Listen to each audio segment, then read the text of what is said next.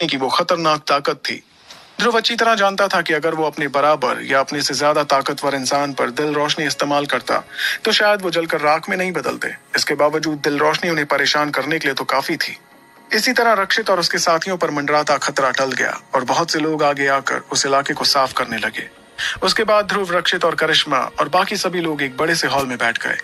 वैसे तो हर कोई थकान महसूस कर रहा था, लेकिन इतने बड़े मुकाबले की जीत से सभी के दिल में एक अजीब सी खुशी थी। तभी ब्रूना ने कुछ पलों की हैरानी के बाद ध्रुव की तरफ देखते हुए कहा, सच कहूं तो मैंने बिल्कुल उम्मीद नहीं की थी कि तू इतना बेरहम निकलेगा। तूने अकेले ही उस शक्ति सम्राट टार्सिन तक को जला डाला। जैसे ये खबर ब्लैक कॉर्नर पहुंचेगी ना, तो वहां तो ऐसा हंगामा हो जाएगा कि पूछ ही मत। इस पर ध्रुव मुस्कुराने लगा, लेकिन उसने ब्रूना से इस बारे में कुछ और नहीं कहा। उसके बाद उसने अपने हाथ जोड़कर सभी का शुक्रिया अदा करते हुए कहा, मैं तहे दिल से आप सभी का शुक्रिया अदा करता हूँ कि आप मेरी मदद के लिए यहाँ तक चले आए। सच कहूं तो आप सभी के बिना ये जीत मुमकिन ही नहीं थी। मैं आपका ये एहसान चुकाने की पूरी कोशिश करूंगा। लेकिन इसके पहले कि ध्रुव अपनी बात पूरी कर पाता, ब्रूना ने उसे बीच में ही टोकते हुए कहा, चल अब ये सब फालतू की बातें हमसे मत कर, समझा? हम लोग एक दूसरे को इतने वक्त से जानते हैं। दोस्ती नाम की कोई चीज होती है कि नहीं? हर किसी के साथ इतना तहजीब वाला होने की कोई जरूरत नहीं है, खास तौर पर हमारे साथ तो बिल्कुल नहीं।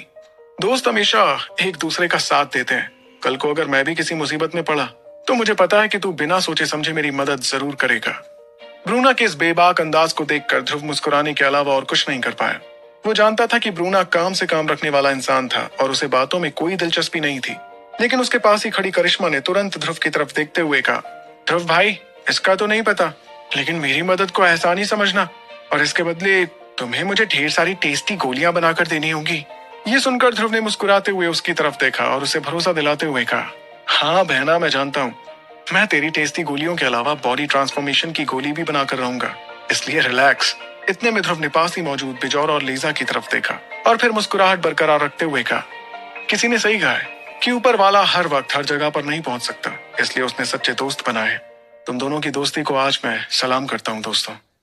वहीं ध्रुव की बात सुनकर बिजौरा और लीजा दोनों मुस्कुराने लगे। उनकी दोस्ती को पुरानी दोस्ती कहा जा सकता था। कोई इस बात पर यकीन भी नहीं कर सकता था कि शुरुआत में वो लोग ध्रुव के दुश्मन हुआ करते थे, लेकिन जब से वो अंदरूनी हिस्से में आए तब से उनकी दोस्ती लगातार मजबूत होती गई। यहाँ तक कि आज जाबाज जोशीले ग्रुप जिस मुकाम पर पहुंचा था, उसकी वजह चारों की दोस्ती ही थी।